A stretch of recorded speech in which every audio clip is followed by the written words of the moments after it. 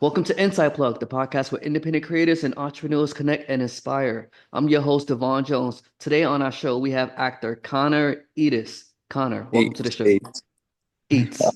eat. Yeah. Eats, Um, sorry about that. Hi everyone. Thanks for having me for a start. And yeah, I'm ready to get down and juicy with this chat. Connor, thanks for being on the show. As an actor, usually actors go through different, stages of their career. But let's bring this back to the early career of your acting journey. How was that for you? Oh God, where do I start? From a very, very young age, I had my mum and my dad who were together, sadly separated from a young age. However, my dad used to teach me little clips of films, to do voices, to do impressions. And I just remember my dad just always doing it growing up. It was always like my dad would do stupid voices, silly voices. He'd do me like bedtime routine of like playing with my teddy bears, and he'd do a little voice for each one. And it just kind of inspired me to think, "Do you know what? Yeah, I like this." And my dad's always been a workaholic. My dad's worked since the age of 16, kind of onwards. And, my dad always used to get told, you should be an actor, you should be a comedian, Jay, you're funny, you're hilarious, you could make it in this big wide world of like acting and you'd be brilliant, you'd get somewhere. So then I kind of thought to myself as I got older, do you know what? My dad's not going to do it. I'll do it. And I've just loved acting really since I was kind of 13. I really fell in love with it, really thought, you know what, actually, no matter how brutal it is, I've got to go. I've got to go for it. I've got to fight for it. Everyone can do it. If they can do it, I can do it. Watching TV and film from a young age, because that's sort of my generation. I was born in the 1998 era, so like TV was kind of more popular but then, and it is now. It's everywhere. Like it's on your screen, it's on your phone, it's on tablets, it's on every single device. You see it, it's there, and it's just like, wow, yeah, no, that's what I want to do. That's where I want to be in life. I want to be able to be on film and TV and show the world that I've got a talent, and I want people to notice me as, oh, that's that guy that was, that's that guy that was on TV. Oh, he's wicked. Or, my friends and my family, the true ones that go turning around being like, oh, I know him. I've got special perks. I know him on a real level. I've been to his home. I know what he lives like. Um, so yeah, kind of like going back to the dad thing, like, the voices, the impressions. I do accents, I do impressions, and I'm hoping that, through the line, maybe Seth MacFadden would contact me and be like, right, I want you doing the next Stewie Griffin, or, you know, I want you to be the next Peter Griffin, or, just things like that. I can do that. And yeah, so 13 was kind of like the real taste of acting. I was home educated through secondary school. So that was different, didn't really experience the life of, being in secondary school, but done a drama GCSE and I was gutted because I was predicted a B in my drama GCSE. Worked my bollocks off, excuse me, French, worked so hard to kind of, really get the grade I wanted because this is something I love. Unfortunately, I suffer with a lot of disability, so I'm not very academic. So the written side of stuff kind of let me down. And it took a knock on me, it took a massive effect. Um, unfortunately, I walked away with an E. But using positivity, I see that as, well, it's excellent. You know, that's, it's not amazing, it's excellent. And B, it could have been brilliant, but no, it wasn't. It was an E. It was excellent, and I know what I'm thinking in my head. So that for me, like, lifts my spirits. Um, Unfortunately, around that time, I was mugged. So it kind of knocked my shell a bit. I was a bit camera shy. I was a bit shy of thinking anything in that line of like acting. I kind of put it off. I thought, no, I'm not going to be good. People are just going to take the mick out of me. People. It's a big world out here. We strike and we fight and we struggle every day. But as I've got older, I kind of thought, oh, shit, is it for me? Am I going to get somewhere? I've always been told that, you're going to do acting, you need a good agent, you need to pay money, you need to have all this money, you need to go to drama school, you need to do this, you need to do that. I got to the age of kind of 18, 19, maybe early 20s, and I was working as a lifeguard at the time. And if it wasn't for the fact that I've got so much confidence in talking to people, just generally just having a chat, I wouldn't have met this amazing guy who I don't know if you've had the privilege of meeting, but is a guy called Mark Sears.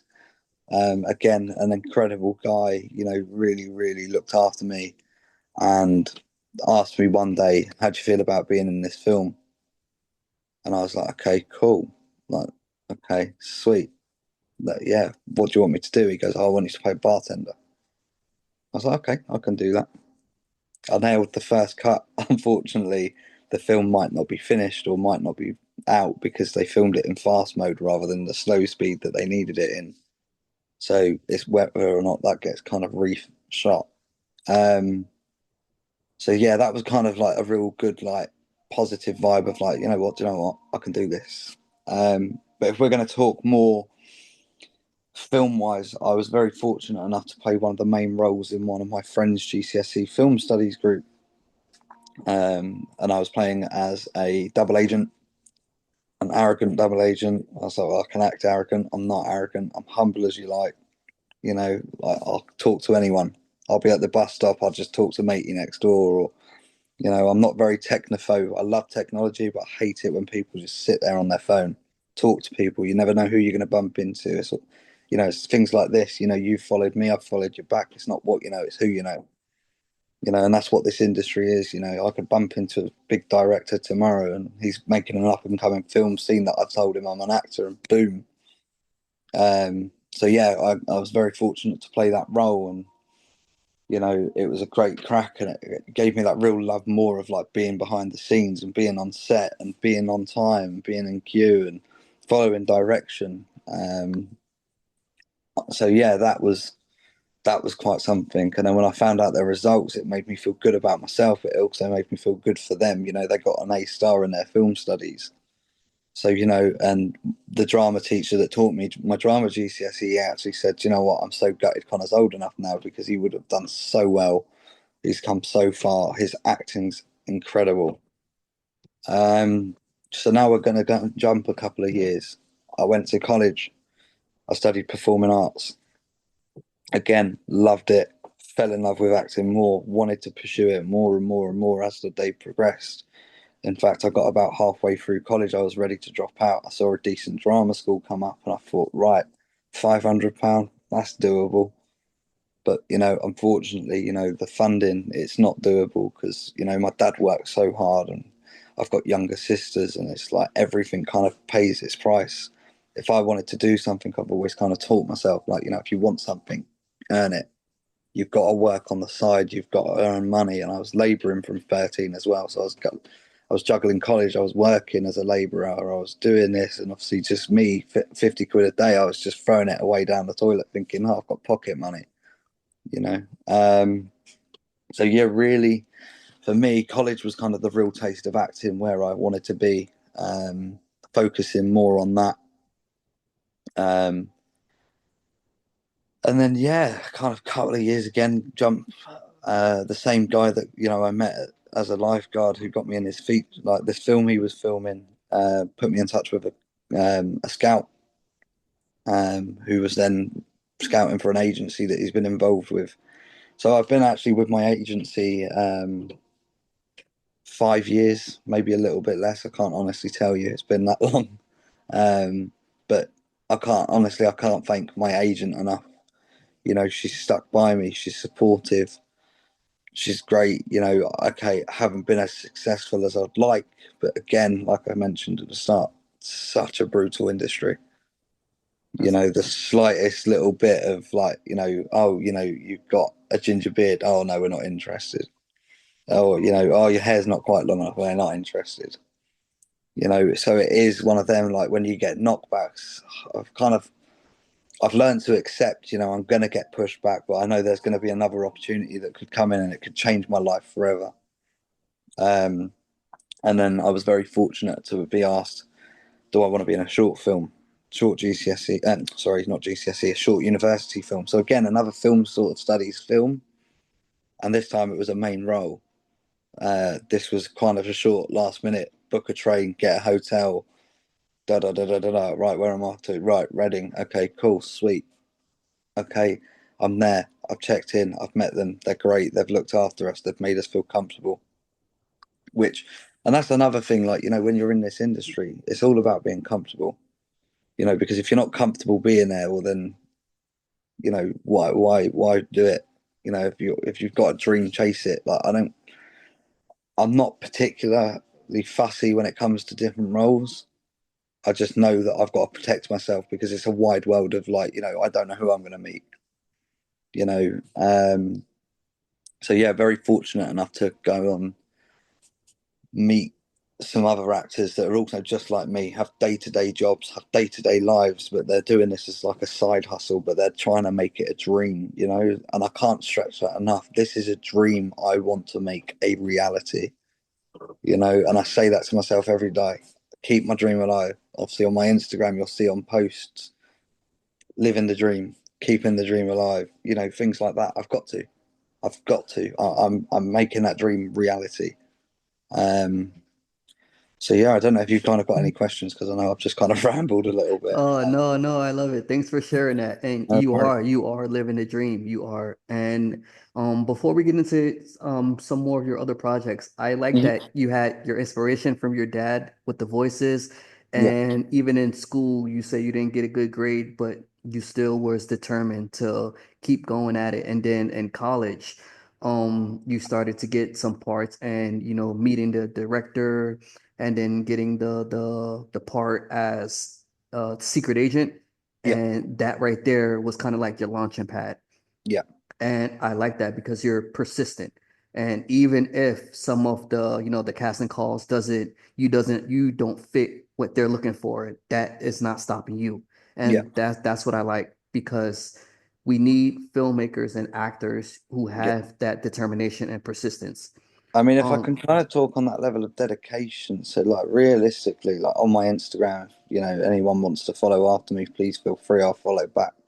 Um, I've got three inspirations in the acting world.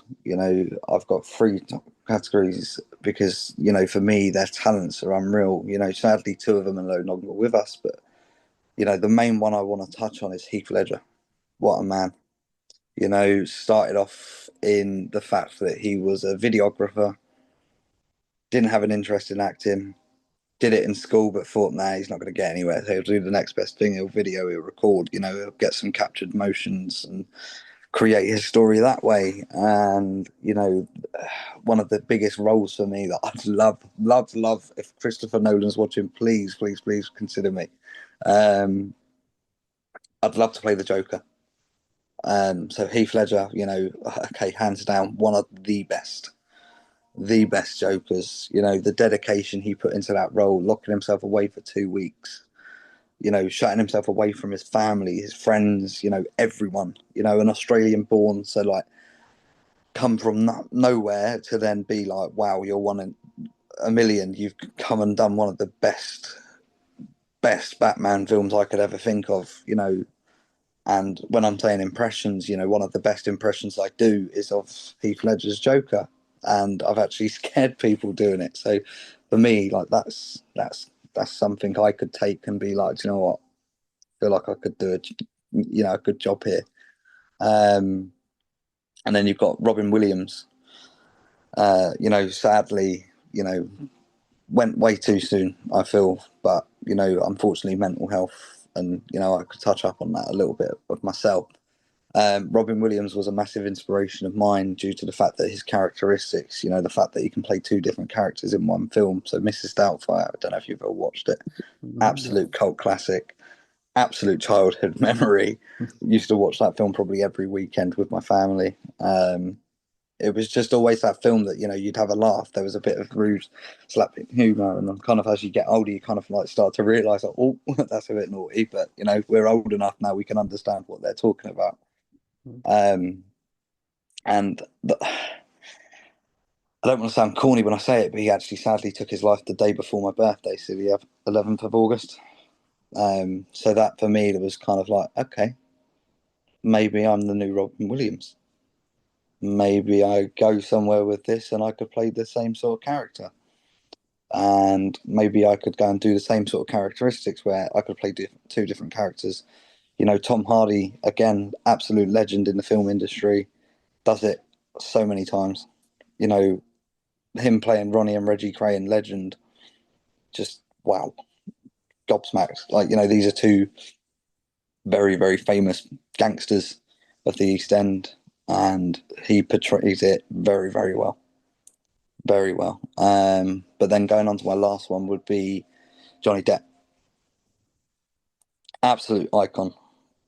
Really, really want to meet the man, and really hope that, you know, one day he could put me in a Pirates of the Caribbean film as a young Jack Sparrow, or, you know, a pirate that comes onto his ship, you know, because the Black Pearl, let's be real, it is his ship, you know.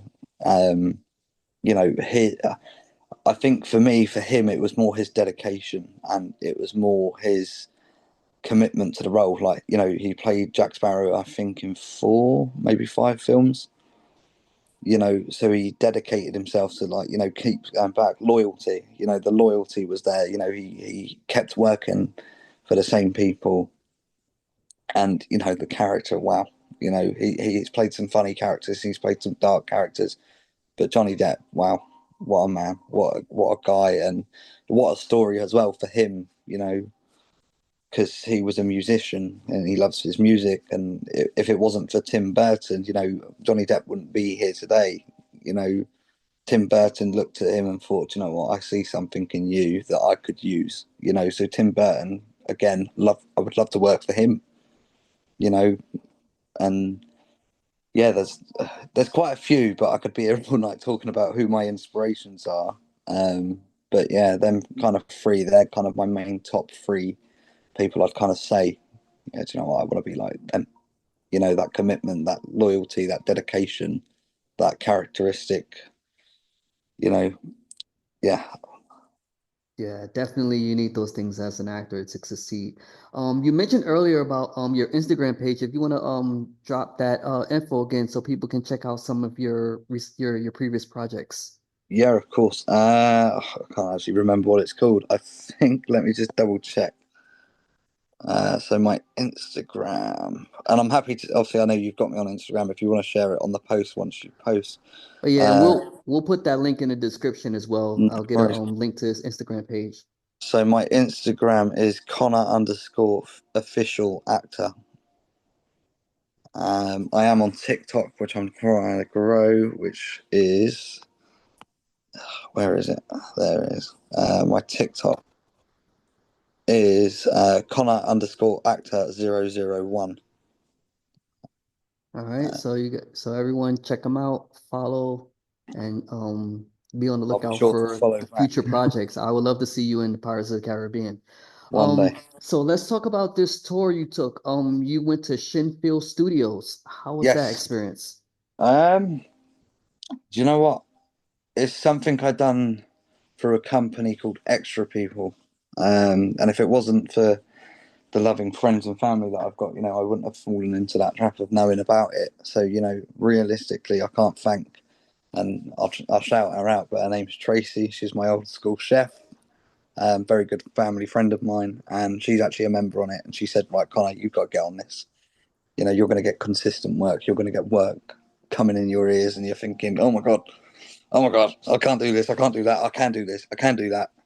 You know, Shinfield was, wow, what an experience. You know, as an actor that's been in the game for what, 5 years, as someone that kind of took a massive chunk out of his life due to the fact that I had a child, which obviously I'll talk about more through obviously our podcast. Um, yeah, that was surreal. That was a that was a really wow moment. You know, walking into the studio, thinking, oh, this is my life. I've worked for this. I've given every bit of my body, my soul to this, and this is it. You know, I'm then sat on a bench waiting to be called for hair and makeup. Yeah, just knowing that I've walked into a studio alone, but then walking into hair and makeup, and you're seeing all the behind the scenes, and you're like, oh my God, you don't actually think what goes on. So before I go any further on that, I just want to thank everyone there and thank all the cast and crew because, honestly, as an actor, you just think, I'm just going to walk on camera, I'm just going to be filming, I'm just going to be done for the day, I'm going to go sit in my trailer and hope for the best. No, there is so much more to it. These guys are up earlier than us. These guys are making sure our costumes are ready, our makeup's ready, our set's ready. So, wow, thank you to them. But yeah, being in that studio and sitting in that hair and makeup chair. Now, I did have a big bushy beard when I walked in. And they said, right, Connor, we need to shave your beard. Now, being autistic, I've grown attached to my beard. It was one of them. I don't want to let go. I don't want to let go. But yeah, it's just again, it's going back to them three key people: dedication, commitment, loyalty. I'm loyal to that role. I'm dedicated to do that, and I'm committed to do whatever it takes to make myself known, seen, spotted. Hopefully, hopefully more future work with these guys. Um, so yeah, I did sit there. I did cry inside a little bit, but then I thought, it's not the end of the world. It'll grow back. And very luckily, it's been 2 weeks.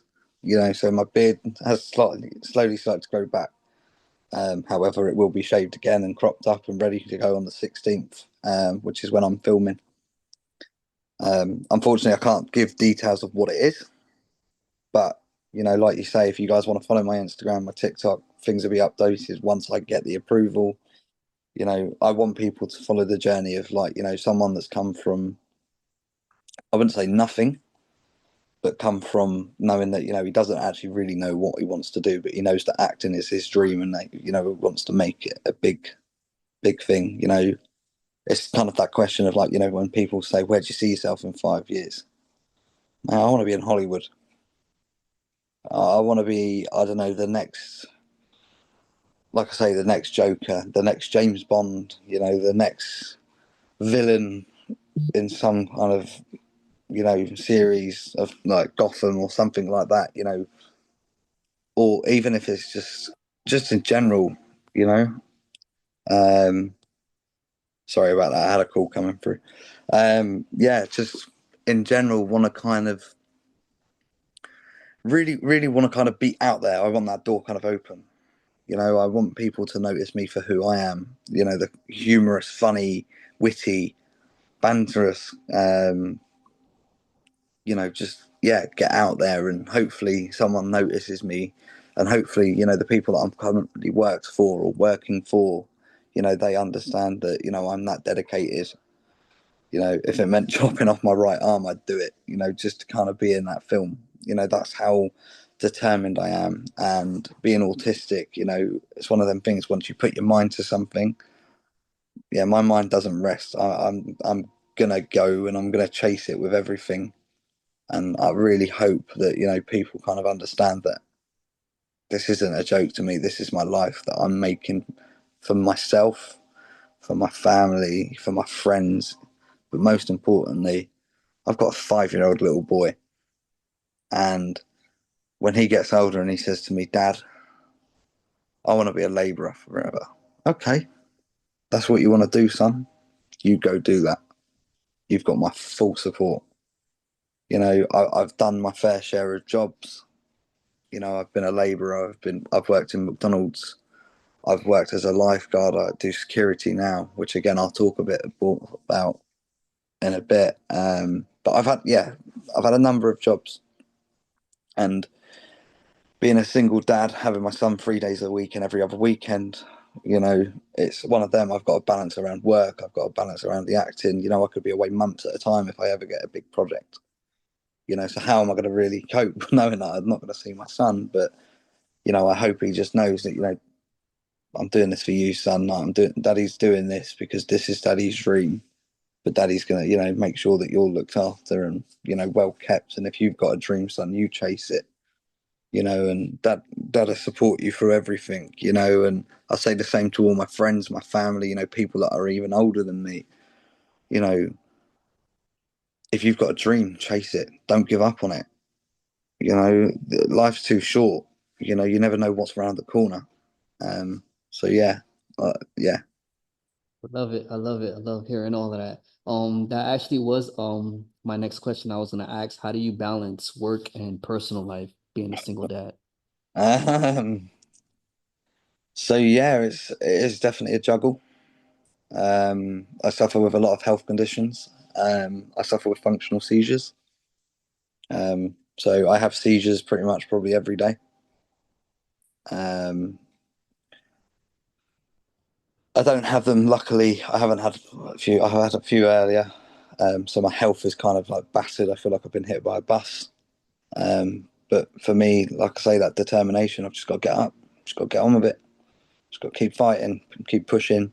But personal life, I try and do as much as I can. I try and get out as much as I can. I've been hitting the gym really hard recently. Um, I love swimming. Um, and going back onto the swimming kind of bit, I was a very, really good swimmer when I was younger. I was best shape I could possibly be. In fact, I actually got asked if I wanted to be an Olympic swimmer. So that was something that I took away, and I thought, oh, do you know what, swimming that good. But if I can make a joke out of it, is I suffer with, well, I don't suffer with, I have web toes, and I was in cadets from the age of 13 up until like 18, and I actually got disqualified for a swimming competition due to the fact that I was too quick. I was the fastest in the laps, and I actually thought I'd taken some form of like steroids to give me the boost to kind of go faster. And it was actually my warrant officer who said, "Are you sure it just wasn't your web toes, Connor?" I was like, "I'm pretty sure it wasn't." I was just a very, very confident swimmer, very good at swimming. And then yeah, so just general life. I go to the gym when I can. I go to work doing security every Saturday, and then other days if I'm needed. And yeah, just try to make ends meet. And then when I've got my son, it's just like that's my focus. When I've got my son, that's it. I try and shut off from the world for a little bit and just focus really. Actually, do you know what? No, I need you to. You need my undivided attention. I'll do anything for my son. I've got him here now. He's with me this week until Thursday. And it's like, even if I don't have him, I'm always trying to pop round to see him because I do nothing more to be with him all the time. When you're a dad, when you're a parent in general, your kids are your world. Um, and like I say, working around him, it is difficult. It is hard, having these medical conditions, but I've got, like I say, I was saying earlier about the support of my dad, like, being a great, like, kind of inspiration of like doing the voices, doing the impressions, doing the clips from films. My mum, I cannot thank that woman enough.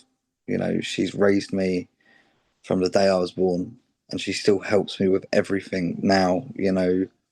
She helps with my son. She helps teach me right from wrong. Like, if I've overstepped the line a little bit of telling my son off when he's a bit naughty, he's at that age where he pushes buttons, my mum will tell me, like, you've got to do it this way, it's much calmer. And so, yeah, that is really all I can say. But, my mum's my world, you know, and I know people say, oh, you kind of have to cut your losses soon with your mum, and it's like, nah, my mum's my priority. Like, I care for my mum. My mum suffers quite a few conditions herself.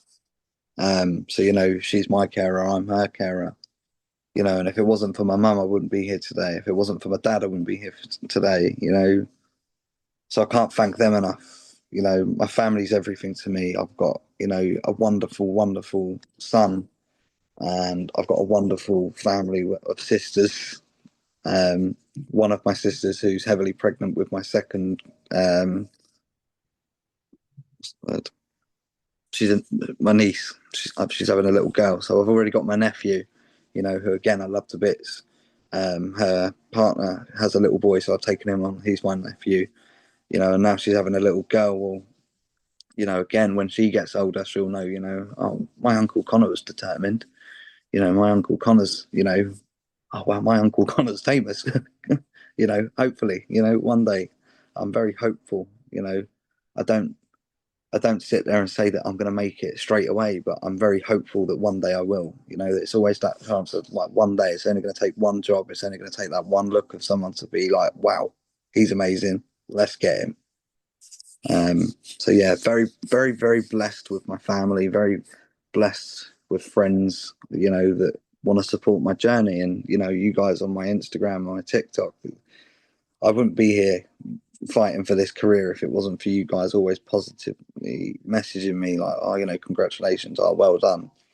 Like I say, I follow everyone back, not because I'm thinking, oh, give them the give them the ego of thinking, oh, so and so follows me. It's common courtesy, if you're going to follow me, I'm going to follow you, and if I see that you're doing something like a business, like you run a restaurant, well, best believe that, if things go well for me, then I want to come into that restaurant. I'm going to big up your restaurant. I'm going to make you feel good because then you're going to get publicity and you're going to get everyone in there. And all of a sudden, I'm going to come in one day and you're going to be like, oh, no, sorry, Con, not today, mate. We're fully booked.